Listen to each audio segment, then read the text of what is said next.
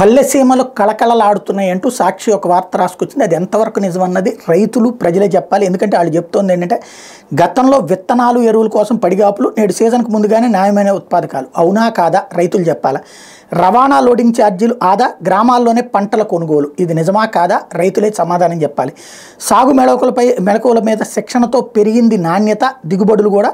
అలాగే ఆర్బీకేల ద్వారా ఆక్వా రైతులు పశుపోషకులకు కూడా సేవలు అందిస్తున్నారు అని చెప్తున్నారు. అది నిజమో కాదో పబ్లిక్ రైతులు చెప్పాలి. పల్లె ప్రాంతాలు పొరుగు రాష్ట్రాలకే కాదు ఇతర దేశాలకు కూడా ఆదర్శంగా సేవలు అందుతున్నాయి. అంతర్జాతీయ ప్రశంసలు, ఏటా అవార్డులు, రివార్డు, ఇది ప్రభుత్వం చెప్పుకునేటువంటిది. ఇందులో వాస్తవం ఎంత అన్నటువంటిది ప్రభుత్వానికి తెలియదు.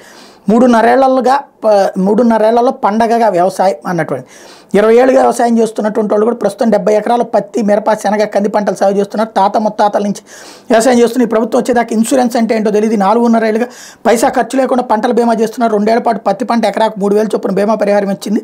గతంలో ఏది కావాలన్నా 8 కిలోమీటర్ల దూరంలో ఉన్న మండల కేంద్రమైన అమరావతికి వెళ్లాల్సి వచ్చేది. ప్రస్తుతం గ్రామంలోని ఆర్బీకేలోనే అన్నీ దొరుకుతున్నాయి. ఆర్బీకే నిజంగా రైతుల పాలిట వరం అంటూ ఒక రైతు చెప్పాడంటూ వీళ్ళు రాసుకొచ్చింది. ఎంతవరకు వాస్తవం అన్నటువంటి రైతులే చెప్పాలి.